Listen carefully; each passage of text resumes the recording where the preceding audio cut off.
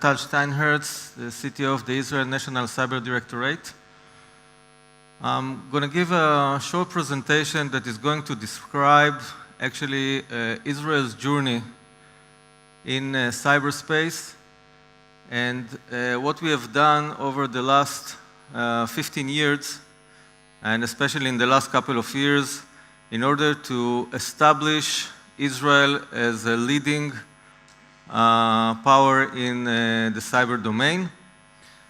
And how did we go towards a national cybersecurity strategy? So first of all, I think it actually meets very well the agenda of AGSIC and this event. The fact that we need first to understand the duality of the cyberspace. The fact that on the one hand, it's a space, is a new dimension. On the other hand, it's a phenomena that we imagine it as a revolution. No less, something that is going to influence humanity like the Industrial Revolution had about 200 years ago and the Agricultural Revolution about several thousands years ago.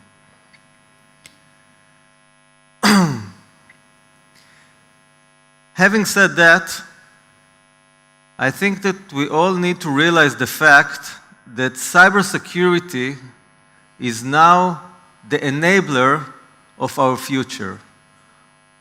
All the digitization that we are talking about here is all dependent upon our ability to better defend ourselves. The more digitized, developed our countries go, the more vulnerable we are going to be.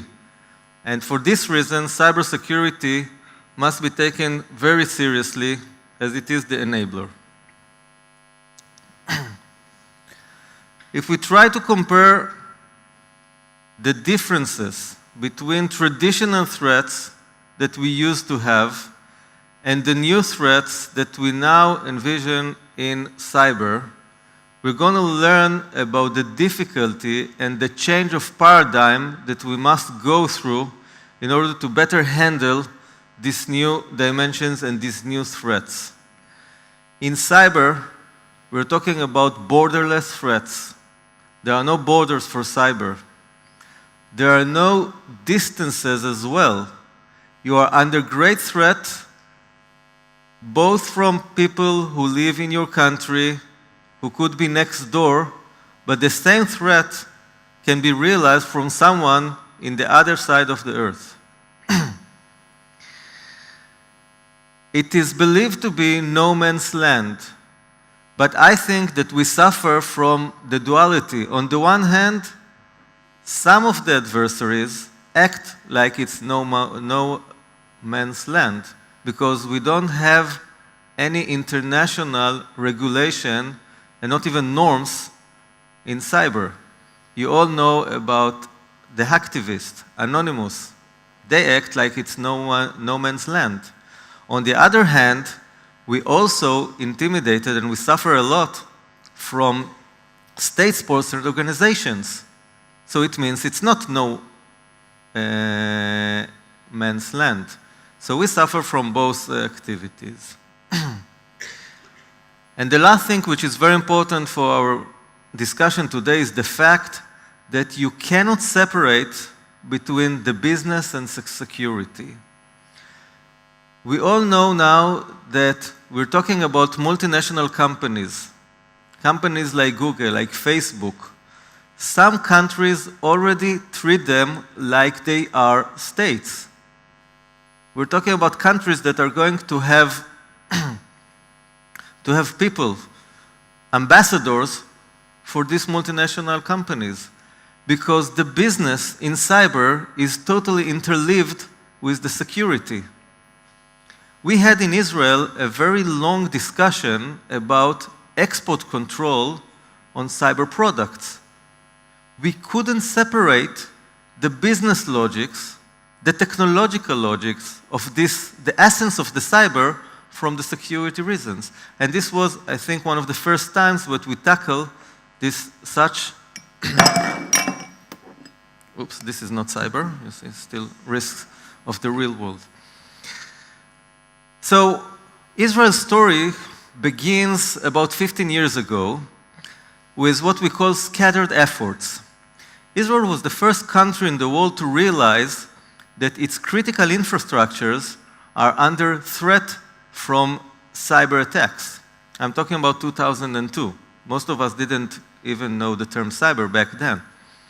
Nevertheless, we have decided to go through a special regulation that specified several dozens of what we call critical infrastructures. I'm talking about specific systems that the whole economy and our well-being in Israel was dependent upon. For example, the main electricity production systems, the main systems of the Central Bank of Israel, which act as the hub for all the financial sector, the telecommunication companies, the ISPs, etc. These kind of companies, or I would say even better, their systems, some of their systems were defined as critical systems, and a special department that was established in our Secret Service was given the mandate and the authority to monitor and to regulate those systems to make sure they are fully protected against cyber attacks. That was good enough for about a decade, but at the beginning of 2011, when it was kind of understood that cyber is not another trend or hype, but cybersecurity is something that we are all dependent upon, as I mentioned earlier. So our Prime Minister called upon a committee that recommended to establish a National Cyber Bureau that would synchronize all government efforts in cyber. This is a rather unique kind of structuring. We didn't see it in too many countries. The fact that there is one organization that has the responsibility to overlook all government efforts in cyber. The main task that we were given was to develop a national cybersecurity strategy. Once again, a very ambitious task. How can a country defend its whole cyberspace? As we mentioned, it's borderless. It's interconnected with the private sector. It's a very difficult task. So after 3 years, we developed our strategy that I will go through in a minute, but the main recommendation was that the organization that should actually implement this strategy, because the Bureau was a small group of people, a staff, 30 people, not more. To implement the strategy, we needed an operational organization.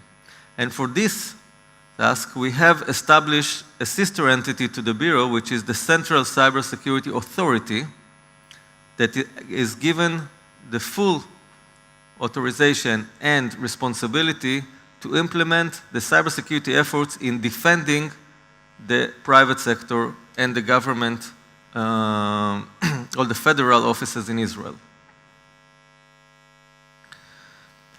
Our strategy is divided into three. In Israel, everything must be divided into three. That's one of the rules we study in the IDF. So first of all, we're talking about a three-layer framework that I will mention.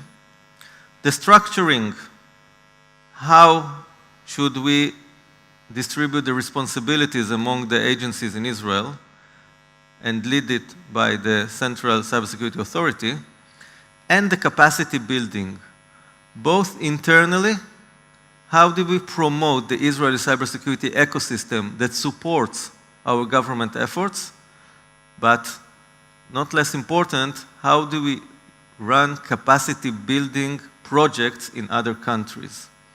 Because the global aspect of cyber means that part of Israel's well-being is making sure that other countries are also better protected, because the threat can come from the weakest link, globally speaking. So we take Israel advantage in having a lot of experience, a lot of knowledge, great technology, and the need that we need to see other countries also being better protected, and we run capacity building projects in many countries, and our main focus right now is this region of Latin America. Our 3 layers refer to robustness, resilience, and defense.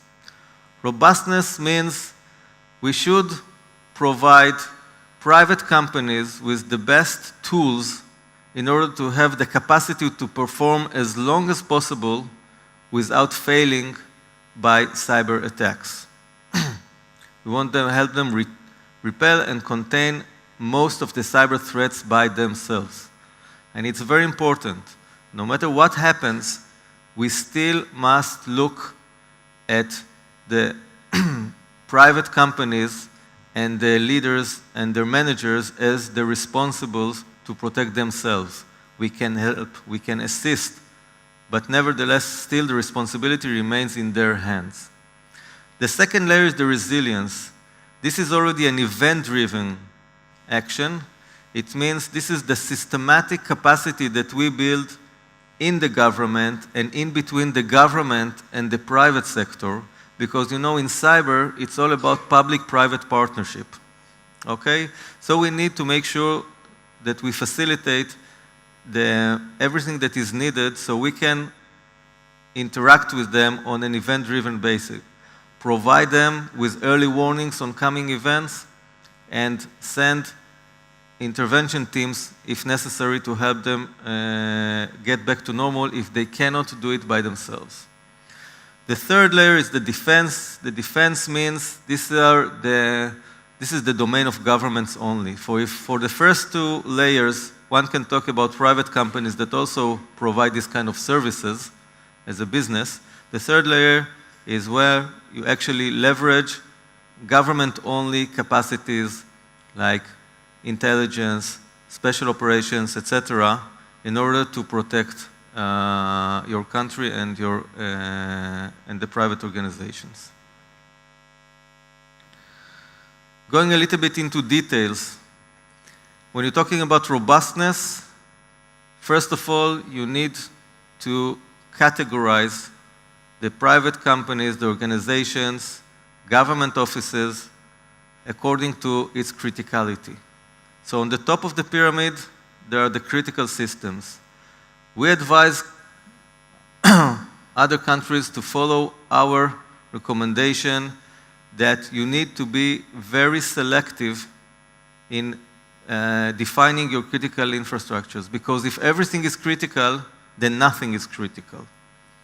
You need to pick really the ones that are very critical, because you need to invest a lot to protect them. And if you're going to be too distributed, then you're not going to protect your real critical systems. Then we're talking about sector-specific regulation in order to handle the very sensitive, very important, but not really critical systems, like all the banks, all the hospitals, etc. For this reason, you need to work through a sector basic, and this is very easy. You have the regulator, and then you actually extend your capacity to work with those sector specifics. And the last one is the security promotion. For the rest of them, very important, in many countries, it starts by raising the awareness. In Israel, we are lucky because Israelis are security-oriented. Everything that happens around Israel in the last couple of years, people believe that's probably a cyber attack, right? Because we are familiar with cyber attacks. But in many countries, you have to start by raising the awareness of cybersecurity. Some of the government's effort, we call it leading by example. In Israel, we have imposed on the government, on every government office, for example, to allocate 8% of its IT budget to cybersecurity. This is not a regulation on the private sector, but we see managers, C-level decision makers, board members look at the government and take example from this kind of a decision and impose on themselves. The other thing is what we call the market regulation. We are going to certify cybersecurity professions.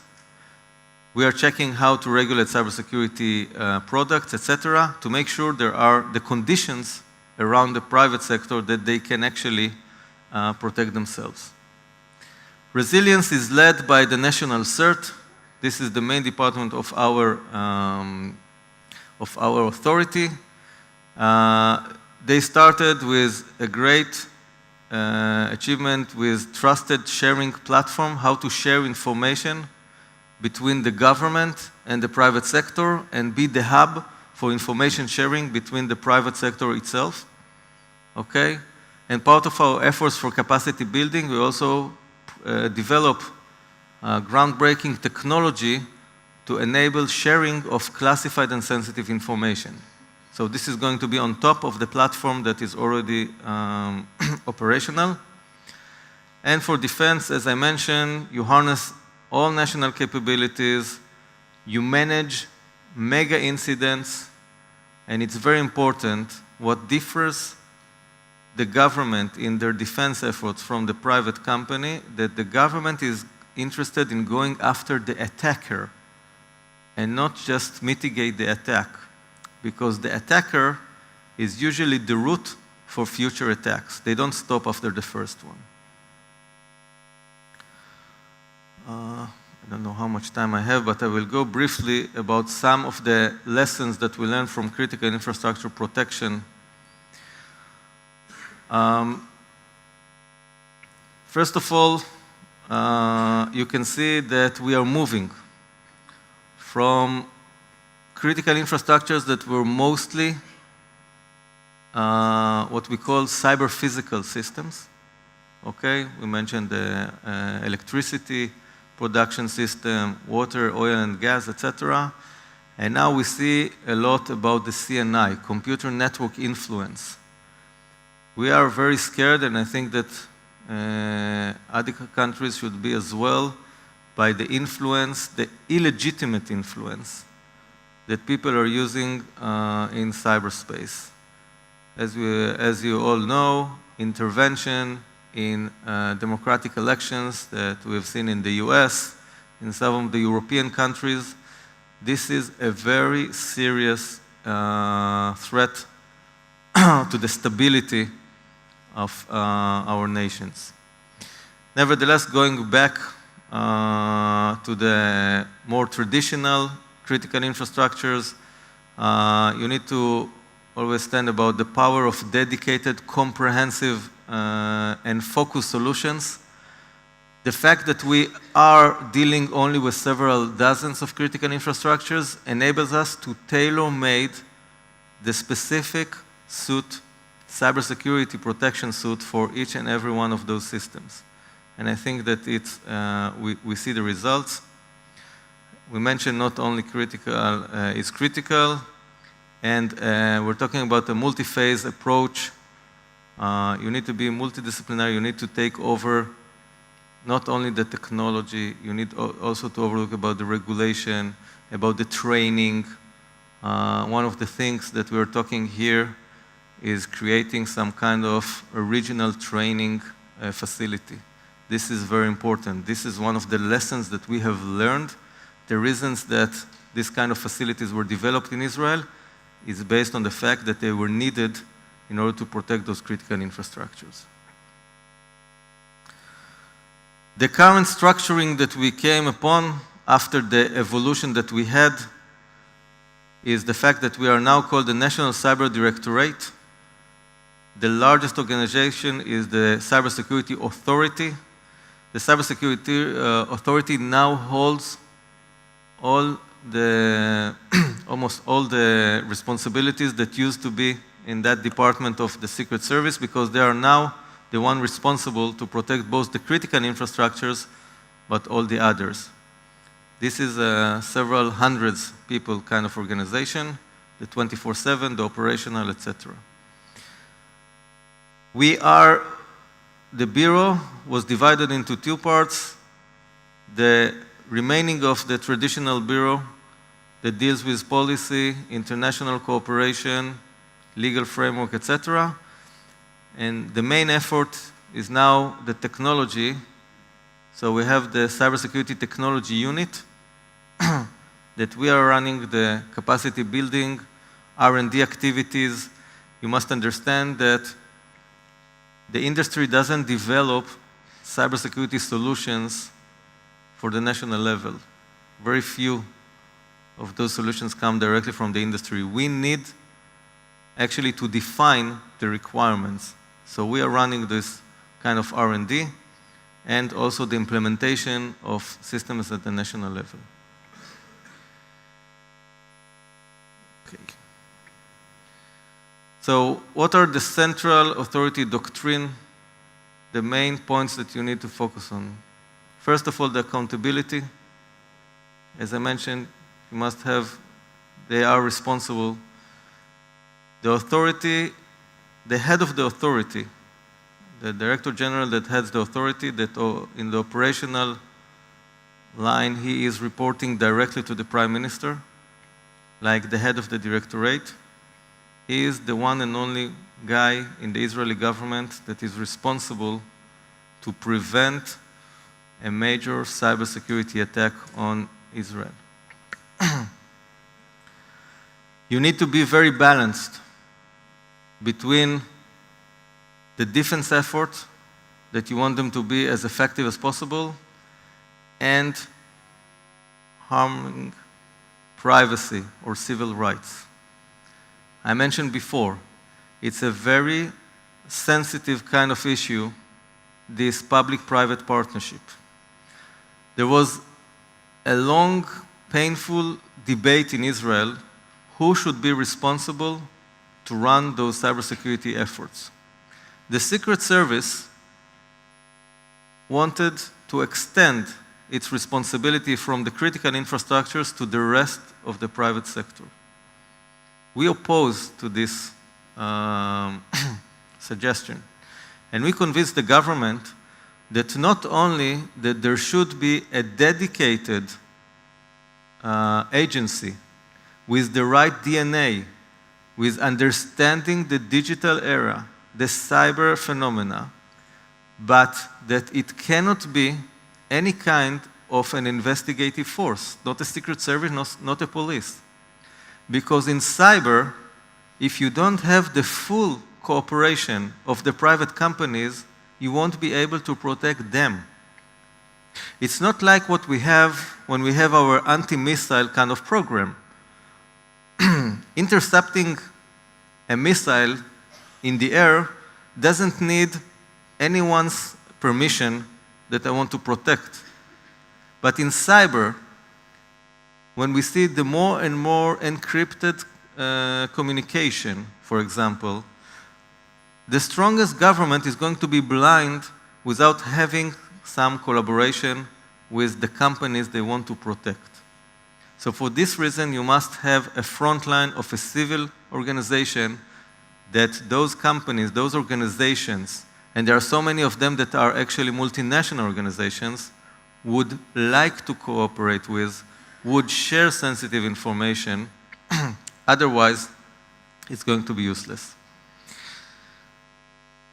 I mentioned the fact that it's very important the government can be the hub for the information flow. Cyber moves in a very dramatic pace. If you're not going to be agile, if you're not going to be adaptive, and for these reasons you need special DNA of people working in this kind of organization. It's not the traditional anti-espionage people or security guys. It's a new kind of people that you want to actually lead these efforts. This will enable you to be adaptive and agile, and you need to be very professional. This is why you need also a dedicated, designated organization to lead this effort. So, in one sentence, the capacity buildings inside Israel. We focus on the one hand on the industry. Israel has, I think, is second best only to US in the number of cybersecurity companies that we have in Israel, and we compete very well in the innovative technology and solutions that we develop in Israel. Just the numbers, we're talking about 300 companies that deal with cybersecurity in Israel. We invest a lot in human capital, in raising the next generations of our cybersecurity experts. We look for the long-term investment by establishing the cybersecurity capacity in our leading universities. I'm talking about 6 academic, very powerful research centers that we have established and we fund. And part of our collaboration is that we fund R&D activities in the industry to provide us with our technology that we need, but also to help them raise their level of technology. And part of this public-private partnership, we have established a special high-tech park where we located both many companies that deal with cybersecurity, one of our academic research centers, and our national CERT. And imagine the kind of collaboration and the power of having this kind of an ecosystem all within walking distance. The variety of cybersecurity technologies that we have in Israel is enormous. You can find here, starting from technologies to protect autonomous cars, for banks, for industrial companies, for governments, risk analysis, encryption, anything that you like, you can find several Israeli companies that deal with, and usually they have the most innovative solutions.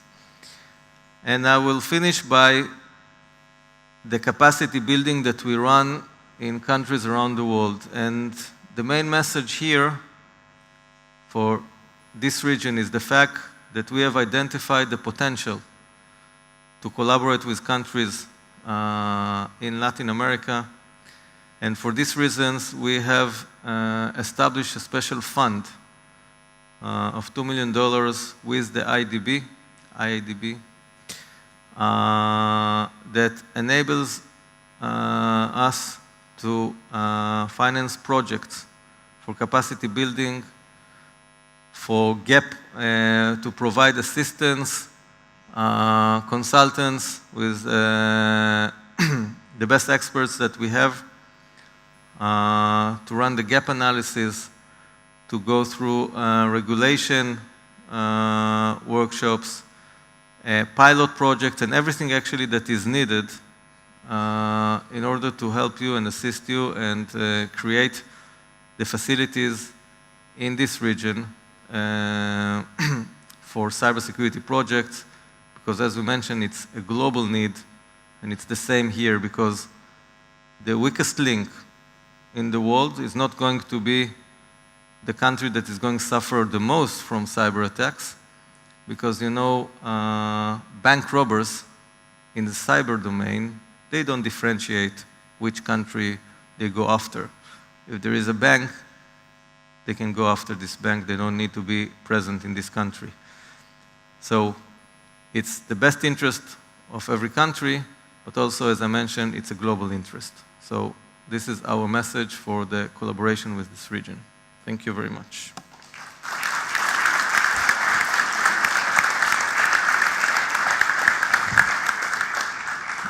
Muchas gracias a Tal por su presentación. Tenemos un panel interesante para seguir comentando al respecto y tenemos también un par de preguntas para Tal. Los invito a que si tienen alguna pregunta, al final me acompañen a hacerlas. Tenemos también, entiendo, una serie de preguntas en línea por la transmisión que estamos haciendo. Entonces, vamos a aprovechar que tenemos este panel interesante para ver la perspectiva desde otra región, para saber si la posición geopolítica de los países interviene en estas estrategias o no tiene nada que ver, ¿no? Entonces, tenemos por un lado Santiago Paz de Uruguay, a quien ya los presentaron, a Daniel de Argentina y a Belisario con una perspectiva más orientada al resto de los estados americanos para ver si si hay diferencias, los voy a invitar a que nos platiquen entre 3 a 5 minutos una primera introducción de qué estrategias están ustedes presenciando desde su punto de vista, que pudieran ser diferentes o cuál es el enfoque que tienen desde su responsabilidad actual. Entonces comenzamos, Santiago, con un enfoque más local. Adelante. Bueno, muchas gracias y bienvenidos a todos a Uruguay. Realmente es un placer estar con colegas y amigos compartiendo este panel.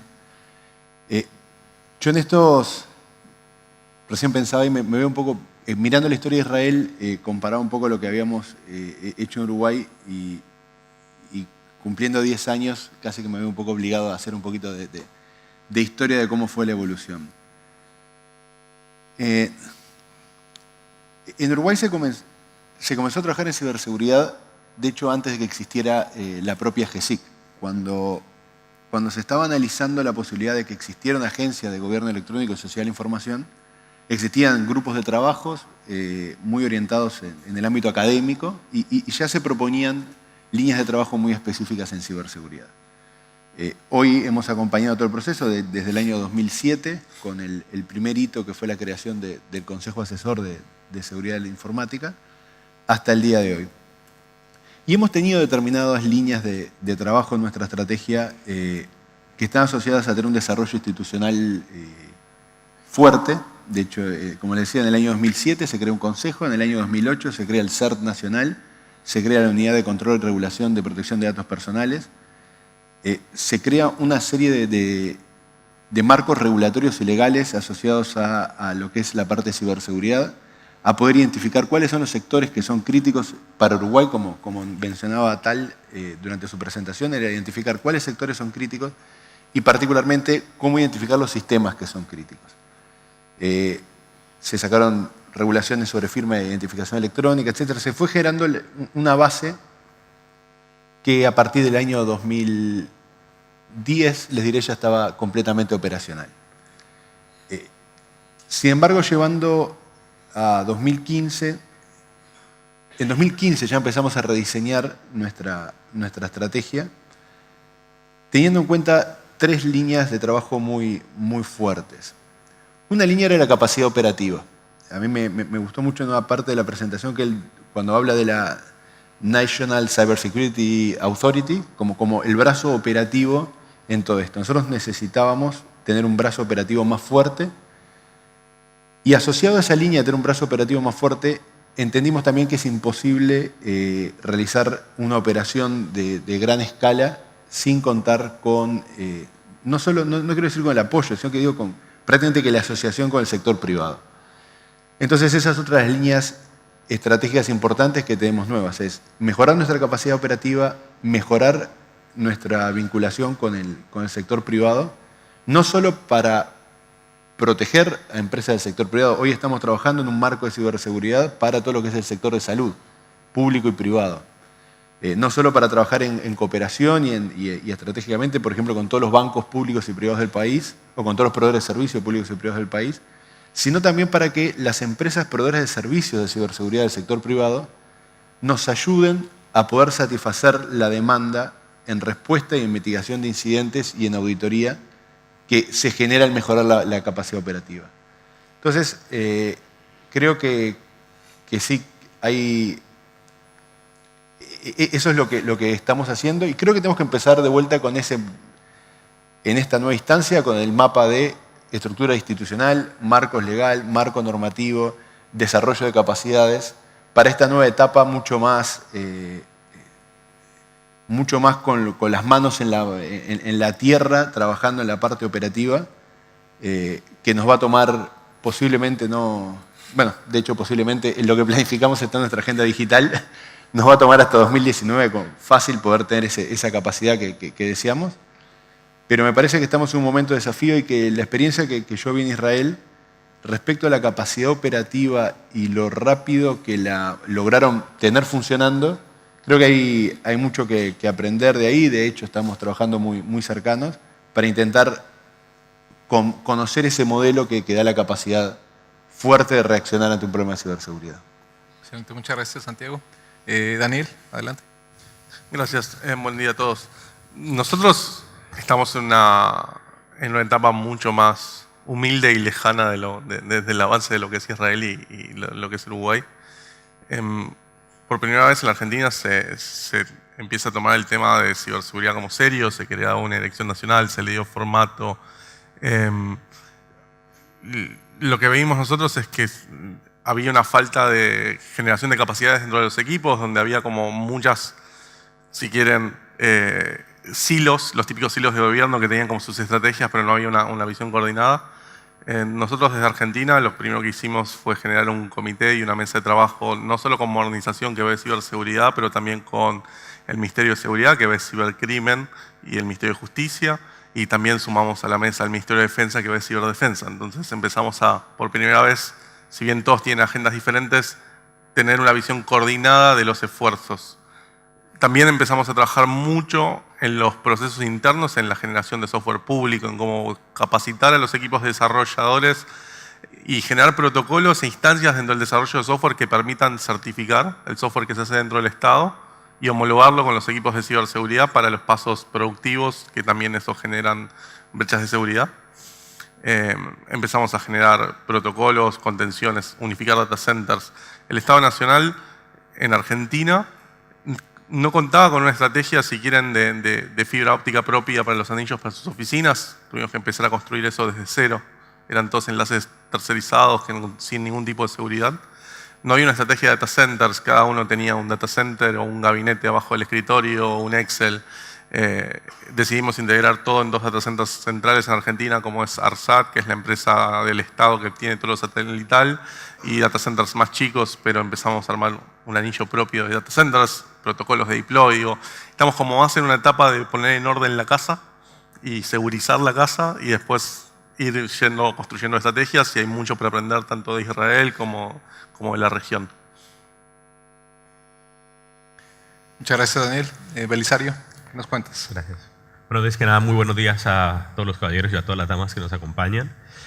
No puedo dejar de pasar la oportunidad de felicitar a GESIC por los 10 años de gestión, 10 muy buenos años de trabajo, el liderazgo de José Glastornik y por supuesto de mi colega y amigo, bueno, colega y amigo también José, y colega y amigo Santiago. En estos 10 años ha sido en realidad espectacular, no solamente en el ámbito de ciberseguridad, sino también en gobierno electrónico, en compras, en todo. En la OEA, a GESIC, al igual que obviamente no voy a mencionar todos los estados, pero probablemente a GESIC siempre ha jugado un rol muy importante. Entonces, de verdad que nos sentimos muy contentos por estar acá. Cuando llegó la invitación de los 10 años, de verdad que nos da mucha alegría que una organización uruguaya como esta, que de pronto, pequeña comparación de otros ministerios, esté aportando tanto para el desarrollo del país. Entonces quería hacer este pequeño paréntesis antes de entrar en sustancia, porque de verdad no sé si los uruguayos que están acá de pronto lo valoran, pero los no uruguayos que estamos afuera lo valoramos bastante o muchísimo más de la cuenta. I was on May 14, actually, I was checking the date, May 14, 2015, at the celebrating the independence of Israel. And the ambassador, el embajador of Israel to the US, mentioned two things that caught my attention. One, that a couple of decades ago, the main product of Israel were oranges. And second, that security is embedded in your chip, in Israelis. And this is something that we need to learn. If we can maybe try to learn those two things from Latin America to Israel, the world will be perfect. Hace 2 años estaba en la celebración de la independencia de Israel y el embajador decía, hace unas décadas Israel exportaba naranjas, era el principal producto, la fuente de la economía, y la seguridad está incrustada en el chip de las personas porque tienen, digamos, ciertas situaciones políticas o de seguridad del país.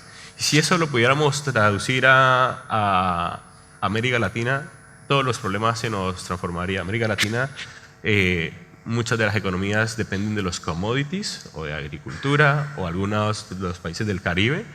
Y si pudiéramos transformarnos a economía digital y a temas tecnológicos, el tema de seguridad estaría allí y empezaríamos a empujar muchísimo. Y dos, si entendiéramos que nuestra vida física ya es dependiente de la digital y así como tenemos las precauciones mínimas para cuidarnos físicamente nuestra integridad física, también lo aplicamos en el mundo virtual, todo cambiaría.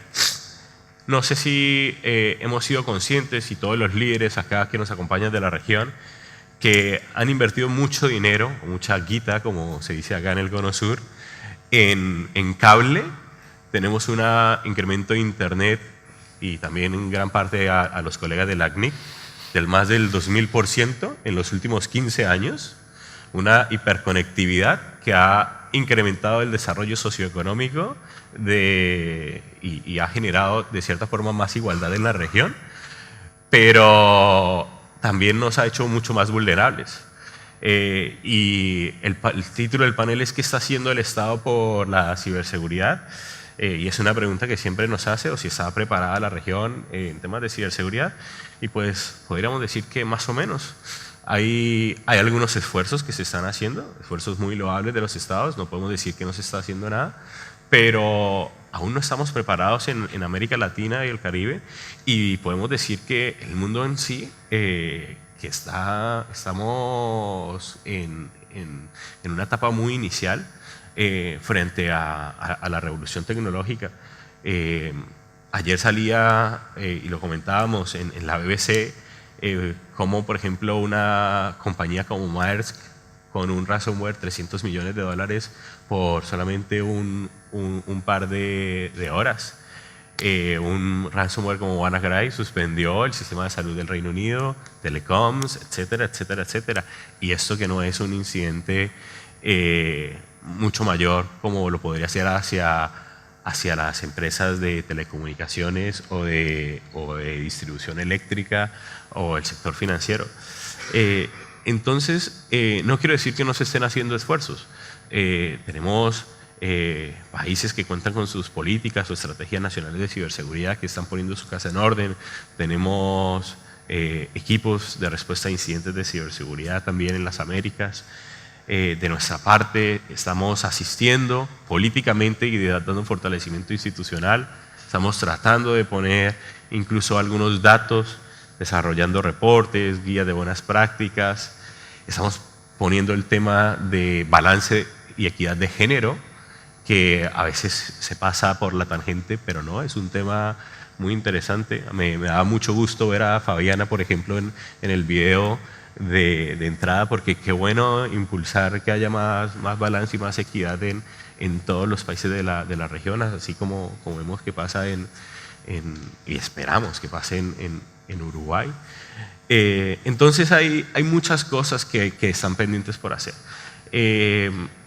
Cuando entendamos que nuevamente, que el mundo físico ya no es solamente físico, sino que hay una dependencia netamente de la digital, ahí podemos empezar a hablar. We can begin talking about business y podemos entender y empezar a hablar.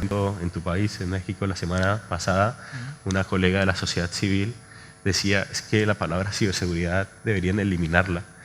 Deberían decir ya, es todo seguridad y la parte de seguridad digital ya debería estar embedded. Y bueno, estaba Yolanda también allí y no sé si es políticamente correcto decir que en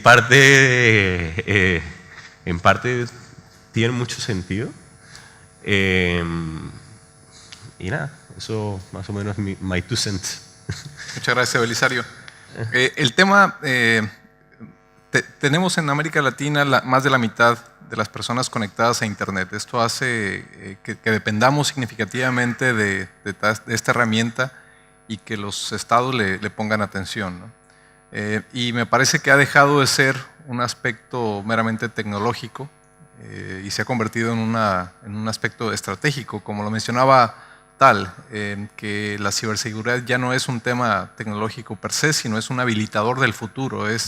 Tú decides si quieres tener un futuro o no a través de una ciberestrategia. O a través de la ciberestrategia tú defines cómo quieres tener ese futuro. Si bien nuestros países tienen un entorno geopolítico distinto, lo cierto es que también estamos dentro de ese mismo universo de amenazas en las que Israel se encuentra. ITU publicó hace unos días su índice global de ciberseguridad y mostró que México y Uruguay están dentro de los primeros 30 países dentro de ese índice global. Entonces, la pregunta que les hago, y bueno, después está Brasil y Colombia dentro de los primeros 50 países, le sigue Panamá, Argentina, Ecuador.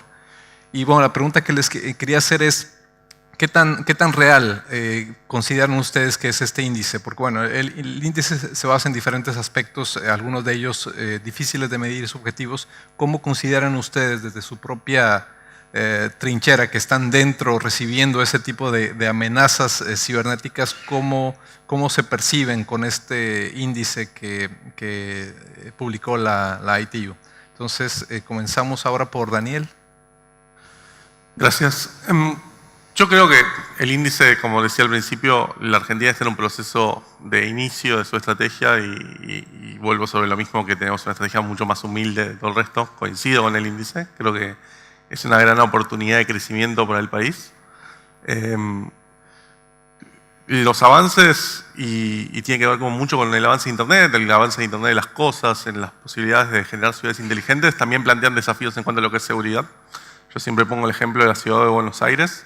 La ciudad de Buenos Aires reemplazó en los últimos 4 años todas las luminarias de las calles por luminarias LED.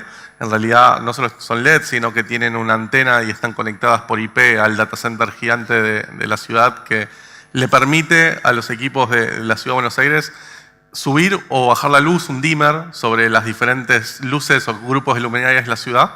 Eso lo que generó es tener una red, si quieren, una mesh o una red de luminarias conectadas a un data center, lo cual ya vuelve una infraestructura crítica que hay que proteger y hay que entenderlo desde ese lado. Sí vimos que la Ciudad de Buenos Aires avanzó en cuanto al CERT y en cuanto a proteger. Estamos yendo al mismo nivel nacional, pero para nosotros el índice nos muestra primero qué países en la región están avanzados con los cuales podemos compartir experiencias y aprender.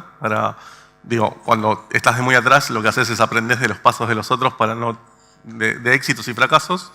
Y vuelta, es una oportunidad para la Argentina para aprender de países como México, Uruguay, Brasil y Paraguay. Gracias. Belisario. Particularmente, nosotros no somos muy amigos de los índices. Políticamente, los índices a mí no me gustan mucho. Nosotros, cuando empezamos a trabajar con el Banco Interamericano de Desarrollo, el BID, nosotros, una de las opciones fue desarrollar un índice. Y dijimos, de ninguna forma, es un lío. Y nos fuimos incluso con los colegas de la Universidad de Oxford y vimos el modelo de madurez de Oxford. ¿Y por qué dijimos es un lío? Porque, por ejemplo, países como, disculpa que te toma como ejemplo, Argentina, que es un país federal, o México, que también es un país federal y tienen extensiones enormes, habitantes enormes. Cada estado tiene su propio marco legal. De pronto no lo puedes comparar con un país, con un estado del Commonwealth, del Caribe. Entonces empiezan muchos factores subjetivos allí y bueno, de pronto, y sin menospreciar ninguno, por favor, no me malinterpreten, de pronto para un estado del Commonwealth va a estar en número 1 y México puede estar en número 32 o 34 de la OEA. Y para nosotros eso no queríamos ni tocarlo, porque lo que a nosotros al final nos interesa es que los estados desarrollen sus capacidades institucionales y obviamente que los ciudadanos de las Américas también entiendan que los riesgos están expuestos. No quiero decir si es real o no es real lo de los colegas de la ITU, porque es muy loable el esfuerzo que esta organización ha hecho. Pero nuestra invitación es, más que ver el reporte, es empezar a conocer las capacidades de cada país. Que a veces los medios de comunicación les gustan mucho estos índices porque temas políticos o temas de marketing, o temas de esas cosas, y nosotros hemos estado tratando incluso de cómo también, de cierta forma, entre comillas, vender esos mensajes. Entonces, estos reportes, no solo de la ITU, sino también del sector privado, de Cisco, Symantec, Trend Micro, con los que trabajamos y tenemos muy buenas alianzas, Microsoft también, Amazon, hay que verlos con mucho cuidado y hay que saberlos interpretar. Tú mencionaste, por ejemplo, los países de América Latina, pero también te invito a leer la lista de los 30 países que están allí y entonces hacer un análisis más detallado de esos 30 países y tú mismo encuentras las respuestas y hay mucha más interpretación de fondo. Bien. Adelante, Santiago. Yo creo que los índices, lo importante de este tipo de índices es saber bien qué es lo que están midiendo y no confundir el mensaje del resultado. ¿Qué quiero decir con esto? Estos índices son muy valiosos y miden dimensiones de forma muy correcta. Es decir, miden dimensiones de marco normativo, miden dimensiones de marco institucional, disponibilidad de educación en temas de ciberseguridad, nivel de sensibilización de la población en general, capacidades técnicas, inserción internacional o cooperación internacional, miden cibercrimen, miden privacidad. De hecho, este último índice vi un componente que no lo había visto anteriormente que miraba aspectos de ciberseguridad para personas con capacidades diferentes, que es algo que yo no lo había visto antes. Pero lo que miden es eso, es decir, un país, qué tanta base en torno a ciberseguridad desarrolló. Pero, y lo que sabemos hacer los uruguayos, que es hacer metáforas con el fútbol, voy a hacer una metáfora con el fútbol. Estos índices miden, si nosotros fuéramos un equipo, qué tanto entrenamos todos los días, cada uno corremos 1 hora por día, cada uno pateamos a marco, cada uno zigzagueamos con conos, pero en realidad no están midiendo cómo jugamos como equipo. No miden la práctica que tenemos como equipo en sí. No miden el nivel de amenaza y no miden el nivel de respuesta sistemática que estamos teniendo. Claramente Israel tiene un nivel de amenaza mucho más alto que el que puede tener Uruguay. Y por ese motivo tiene una práctica de estar defendiéndose ante ataques concretos mucho más grande. Lo mismo puede pasar con otros países, con Argentina o con lo que sea.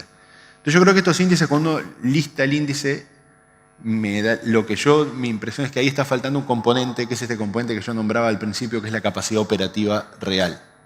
Es decir, además de lo que es la capacidad instalada, además de lo que son las bases, además de lo que es el potencial que tiene un país en aspecto de ciberseguridad, es tener algún indicador que permita medir la capacidad operativa real de ese país para protegerse ante un ataque. Quizás no es posible, no conozco ningún índice que logra medir esa capacidad, capaz que no es posible o que es algo extremadamente complejo y no vale el costo medirlo. Pero sí creo que es importante tener ese indicador, que cuando se listan países, que yo concuerdo con Belisario, me parece que es un error hacer el listado de países, porque es una medida, sobre todo una medida que puede ser engañosa, no se está midiendo exactamente si Uruguay, que aparece junto con México en las primeras posiciones en lo que es Latinoamérica, se dice, bueno, ¿y qué tanta gimnasia hay comparado con Israel? ¿Qué tanta gimnasia hay comparado con la NSA? ¿Qué tanta gimnasia hay comparado con un banco? ¿Cuántos ataques por día recibe la NSA? Y debe recibir cientos de miles o millones. La gimnasia que tiene ese equipo, la cantidad de veces que ha jugado junto, la cantidad de veces que ha practicado, es muy diferente desde el punto de vista operativo que un equipo que ha jugado menos. Yo creo que es eso, que falta un indicador que mida la capacidad operativa real en los índices. De todas formas, me parece que es muy interesante las otras dimensiones que miran, tanto el de ITU como el que hizo la OEA y el BID, que ambos dan valores muy similares para la región, que eso también son fuentes distintas midiendo la misma base y obtienen valores muy similares, quiere decir que la medida está siendo correcta. No obstante, yo creo que falta el otro indicador de capacidad operativa. Bien, muchas gracias. Sí, como referencia muestra a Israel en el lugar número 20 y a México y a Uruguay en el lugar 28-29, cuando consideramos que Israel está en otra liga, ¿no? Definitivamente, ¿no? Vamos a ver por mes. Bueno, muy bien. Permítame regresar un poco a la presentación de Tal. Tal, let me ask you something about your presentation. You mentioned something about the emphasis that you make to balance the civil rights and security. But it's easy to talk, it's easy to mention that. How do you actually reach that goal of balancing civil rights and security? So, first of all, as I mentioned, the decision to give the full responsibility to a civil organization and not the Secret Service, not the police, not any kind of a military organization in Israel was the first message. Then we believe a lot in, instead of regulating and forcing this kind of cooperation, we want to bring to the table added value. We want to show to private companies that it's valuable for them to cooperate with our authority because we will provide real actionable information, because we will have the knowledge, we will publish the best practices, the great recommendations for them. We will be trustable. Okay, one of the things that we emphasize on our information sharing platform is the capabilities to share information in groups. So not everyone will actually could access this information. Once again, to protect the privacy of one company against its competitors. We invest a lot in developing the next generation technologies that will enable, once again, information sharing without harming yourself. I think that these are the main building blocks. We instead of having regulations, we want to see more of the government subsidizing companies' efforts to raise their level. So we don't force them, we encourage them. I think basically this is the thing, but I couldn't agree more that time will tell whether we were able to reach this kind of balance. I think that after the attack on Sony in 2014, it was a dramatic change in the public's opinion once private companies realized they could be targeted by state-sponsored organizations for several reasons, and they cannot handle these kind of threats by themselves. This provides the motivation for the private sector to collaborate with the government. So as long as we keep the balance, they have the motivation, we bring a lot of capacities, and we show results, I think that it will move forward. Thank you. Déjenme ahora preguntarle al resto de los panelistas sobre el rol de la empresa y sobre el rol de las empresas. Nos mencionaba Tal en su presentación que la entidad responsable de esto no podía ser la policía si no entendía claramente la forma en que las organizaciones privadas se manejaban. Desde su perspectiva regional, local, Daniel, Santiago, Belisario, ¿cómo consideran que ha sido ese involucramiento de las empresas? And let me add these questions to Tal. What's the role of not only private initiatives, but also civil society in this authority?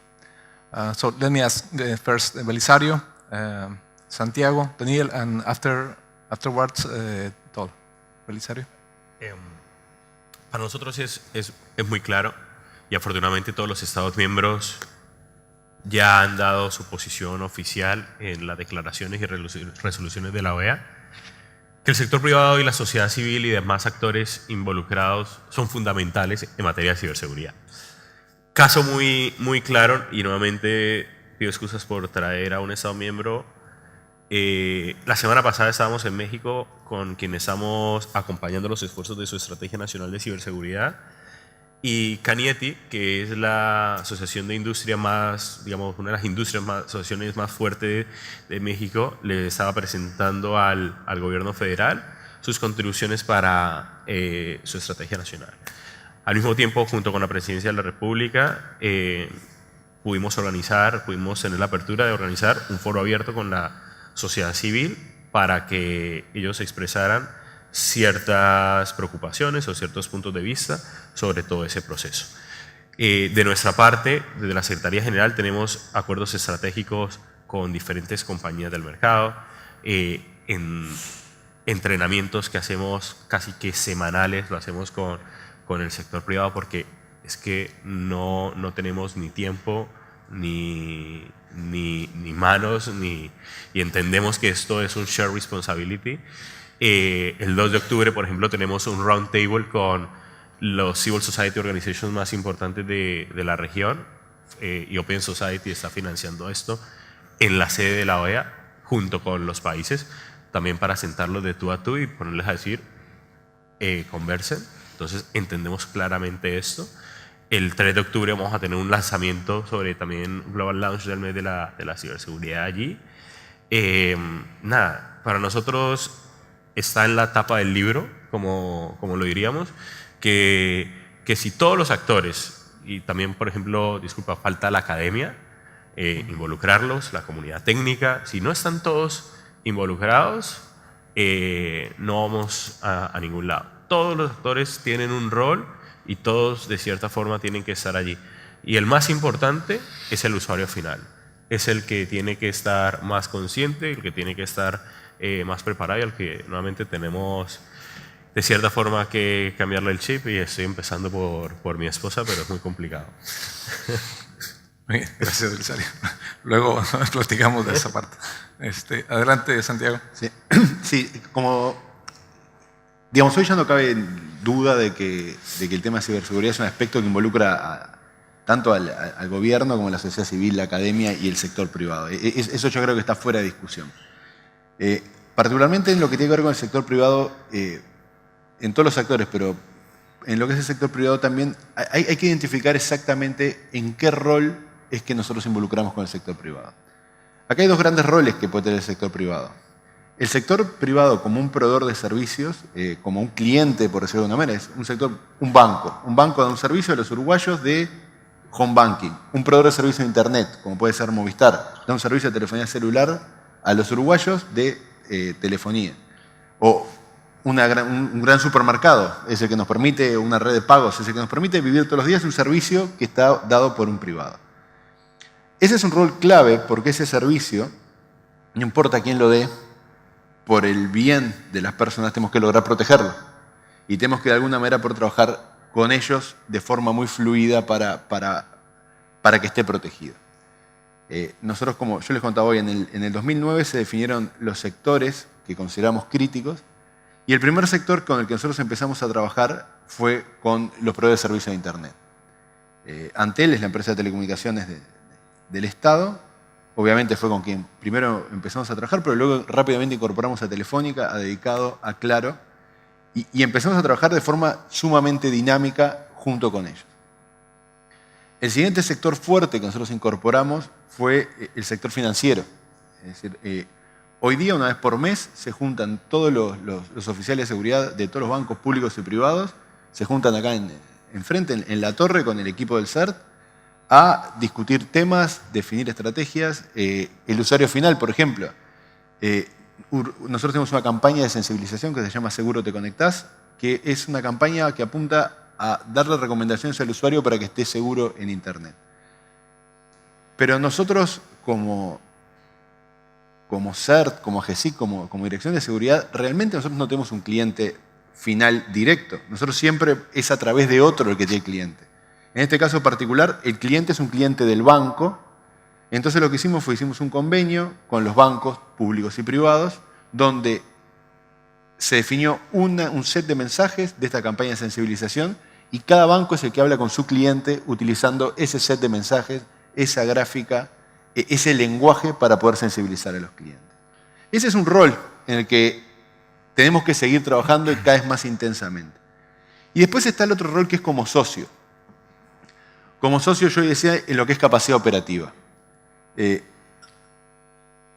Los incidentes ocurren y la cantidad de incidentes que hay en Uruguay o en cualquier país, la medida de cantidad de incidentes también es una medida, como hablamos hoy de los índices, que es una medida indirecta, porque en realidad nosotros conocemos solamente los incidentes que sabemos que existen. Eso. Lo de solo sé que no sé nada. Si yo no veo ningún incidente, tengo 0. Si tengo mucha capacidad de detección, voy a tener muchísimo. Pero a medida que yo aumento mi capacidad de detección, aumentando mi capacidad operativa, tengo también que aumentar mi capacidad de mitigación, porque de lo contrario ahora lo único que cambió la situación y lo que sé es que lo que me está pasando, pero tengo que lograr mitigarlo. Y para mitigarlo de vuelta, no podemos pensar en un Estado que solamente se proteja desde un punto, desde la academia solo, desde el Estado solo o desde el equipo que sea. Tenemos que trabajar junto con los privados, porque de vuelta, posiblemente la empresa o la organización pública que está siendo afectada sea cliente de alguna empresa privada de servicios de ciberseguridad. Y ahí también es otro rol en el que el sector privado participa. Entonces yo creo que hay que identificar, por supuesto que es un ambiente multi-stakeholder, con sociedad civil, academia, sector privado y gobierno, y en cada uno de ellos identificarlo en los dos lugares como cliente, como socio, y en el caso de los proveedores de servicio, particularmente en la dualidad de que son tanto clientes como socios para trabajar junto con ellos. Gracias, Santiago. Daniel. Gracias. No voy a repetir lo mismo que ustedes dos. Considero que el approach de esto es multi-stakeholder, no solo el Estado, sino sociedad civil, academia, compañías, cámaras, usuarios. Y tiene mucho que ver también cómo se cruza con servicios que da el Estado y una visión público-privado. Empezando por lo que es identidad digital, la charla que sigue a esta hay un keynote de Estonia sobre identidad digital, pueden ver todo lo que Cacho y su equipo ha hecho acá con todo lo que es identidad. La reducción de fraude en las transacciones online también va muy de la mano público-privado. Digo, si queremos que aumente el comercio online, queremos que aumente todo el modelo de economía digital, el cual el mundo hoy está discutiendo en lugares como OECD, G20. Digo, economía digital es un gran desafío y una gran variable, si quieren que cambie las reglas de juego, es las estrategias de ciber que tienen los países. Creo que hay una oportunidad regional de construir una visión en conjunto, entendiendo las oportunidades que tenemos, o la OEA puede ser un espacio. Sobre todo porque los países de la región tenemos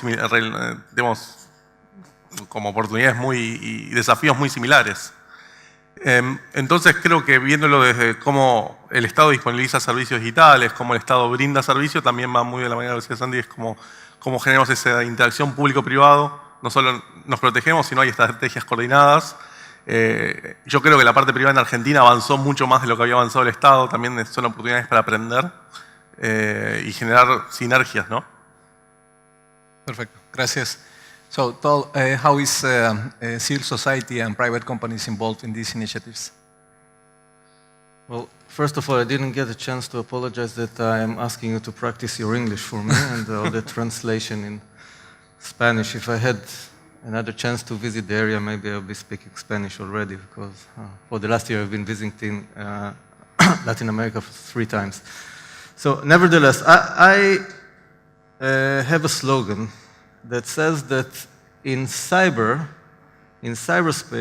even the public space is private, because the whole infrastructure is actually held by private companies.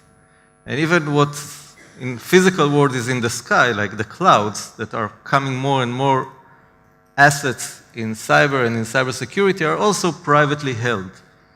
So this is the first understanding why governments must have collaboration with the private companies, because they hold the whole infrastructure, the whole inter-organization domain, they hold it, they're responsible for that. It was mentioned that everything we do is come to help private companies. So once again, there is this balance. But not only that, the technology, the expertise, even in Israel, where the government is really leading in cyber, we still have to rely on technologies and knowledge and expertise that come from the private sector. This is why we need to help them or promote this whole development. So from everything that we look, it's all private. And the nice thing is the fact that we see some flow. People that grew in the government go and work in the private sector, bring some knowledge that they gained in the government or in the security forces. And we also hire people that come. For example, one of our leading experts at the Bureau was someone that was a leading CISO in some of the largest companies in Israel.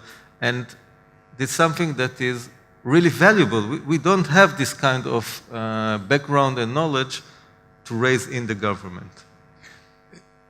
That's interesting. So it means that the country is enlarged and expanded into private infrastructure, and now companies are part of the national army to protect the country, isn't it? Yes, that's very true. Even in emergency situations, the Israeli government and the security forces depend now on private companies. Telecommunication, electricity, it's all. And in cyber, emergency is something that could describe any moment. So it's not something that you have some kind of a weather crisis or something of kind of a war act. In cyber, we say that emergency happens all the time. So, and we depend on the private companies. Interesting. Thank you. And one last thing, the government, from our point of view, represents the public and is responsible to look for the public's interest. We call it the moral hazard. Right now, and I think Santiago a little bit mentioned that, the end users, they are heavily depend on many service providers around the cyber domain. Now imagine the fact that each and every one of those service providers puts this end user under a little risk. The overall risk that we are taking, that people take on our account, is great, but only the government can actually oversee this picture and take care of this moral hazard issue. Excellent. Thank you for your comments. So let me ask one last question. Perdón, déjenme hacerles una última pregunta antes de finalizar. Santiago, uno de los elementos relevantes en la ciberseguridad es el marco jurídico. Y ya que Belisario mencionó el caso de México, volvamos a hablar de México. Uno de los elementos más complicados cuando se le da seguimiento a un tema de delitos en línea o cibernéticos es demostrar al juez algunos elementos, ¿no? Entonces, de repente, los jueces, el marco jurídico se vuelve una liga débil, ¿no? Uno de los elementos más desafiantes es cómo se le demuestra al juez que un sistema de seguridad estaba realmente protegido y el intruso o el atacante violó esos mecanismos de seguridad, ¿no? Entonces se vuelven un reto. ¿Tú cómo ves ese desafío localmente en Uruguay? ¿Cómo consideras que el marco jurídico está adaptado para atender los retos de los que estamos hablando, pues? Sí. El marco jurídico, de vuelta voy a intentar ser breve, ¿sí? y parte, yo creo que nosotros tenemos, desde el punto de vista del marco jurídico, asociado a lo que sería la parte de leyes de cibercrimen, hablando concreto, Uruguay es un país que está absolutamente atrasado. De hecho, los indicadores, estos que nombrabas tanto de ITU como el indicador de OEA y el BID, nos muestran que Uruguay realmente no tiene un marco jurídico, un código penal, digamos, moderno en lo que tiene que ver con la parte de cibercrimen. Y después está la otra parte, que está la parte operativa, que de vuelta recaigo en las capacidades operativas, que es la parte justamente, bueno, se produjo un ciberdelito y las unidades especializadas tienen que empezar a trabajar especializados, tomando la prueba, Claro. Logrando llegar a la evidencia concreta, pudiendo tener una cadena de custodia bien, con un fiscal que sepa entender cómo realizar el proceso de ese cibercrimen, un juez que esté entendiendo una discusión que se da entre peritos que hablan de pruebas tecnológicas, logs o espacios de memoria o de disco duro y de cosas de ese estilo. Como tener a tus dos administradores de sistemas hablando entre ellos. Y un juez sentado del otro lado y entender esa discusión y Claro. poder tomar parte o tomar partida en eso. Entonces, creo que ese es otro aspecto. Nosotros en ese otro aspecto estamos trabajando muy fuerte. De hecho, tenemos en septiembre una actividad junto con la OEA de entrenamiento para justamente las fuerzas tanto para la policía como para la fiscalía, para poder entrenar y para poder desarrollar capacidades en ese aspecto. No obstante, seguimos con la otra pata de realmente determinadas actividades que se realizan en línea, si legalmente son delito o no, más allá de que luego las podamos procesar. Es decir, es delito o no, ahí seguimos todavía con un debe yo creo que estas cosas se van a solucionar porque se van a caer de maduro. Es tan evidente en determinado momento de la situación que no va a haber otra que se le encuentre una solución. Sería bueno encontrar la solución lo más temprano posible para no hacer las cosas apurados, pero una solución va a aparecer. Muy bien. Daniel. Con ánimo de ser breve, creo que la Argentina tiene un montón para de vuelta a crecer. Digo, nosotros estamos mucho más allá del índice y eso habla de las oportunidades y también de las cosas que hay que hacer. Sobre lo que es el marco jurídico, hay un montón para mejorar, aprender. Tiene mucho también de la creación de comunidad y awareness sobre la clase política, también sobre los legisladores. Que eso también es una manera de verlo desde lo público y también desde lo privado. Digo, es un esfuerzo también que las áreas técnicas lleven conocimiento técnico hacia las áreas legislativas para poder generar mejores normas y legislaciones para los ciudadanos. Muchas gracias. Belisario. Yo te complementaría un poco la pregunta, marco jurídico y aplicación de la ley. Claro. Porque de nada sirve una ley perfecta si no tienes las fuerzas de aplicación de la ley para aplicarla. Y a veces eso nos encontramos en algunos países. Hay países que tienen su marco jurídico, pero las policías, los jueces, los fiscales no tienen absolutamente nada. Hemos llegado a instituciones policiales que no tienen un laboratorio forense, que no tienen oficiales preparados o que no saben ni siquiera lo más básico de cómo tener una cadena de custodia. De que todavía no entienden de que, nuevamente, muchos incidentes, bueno, que hay crímenes cibernéticos o que muchos crímenes tradicionales también tienen un componente digital. Uh-huh. Y para eso obviamente se necesita adaptar legislación. Una propuesta que se está viendo en dos países de la región y que a mí me parece en lo particular del lado técnico y no eso lo digo de forma personal no institucional, muy interesante, es por ejemplo algo que empezó a proponer Singapur, sin entrar en detalle, no he analizado muy bien. No están proponiendo reformas de materia de delitos cibernéticos, sino están proponiendo una ley integral de ciberseguridad. Porque no es solamente leyes contra los delitos cibernéticos, están viendo todo, infraestructuras críticas, toda la parte institucional, toda la parte de procedimental. Entonces, es también una nueva propuesta. Como decía Santiago, hace falta demasiadas cosas, demasiada inversión y desafortunadamente ese tema para preparar las fuerzas de aplicación de orden de la ley requiere bastantes recursos humanos y financieros. Excelente, muchas gracias. Bueno, pues esto fue una probadita de un tema que da para muchas horas, obviamente. El alcance es muy inmenso en los estados y me parece que da para muchas sesiones de estas, ¿no? Para muchos paneles.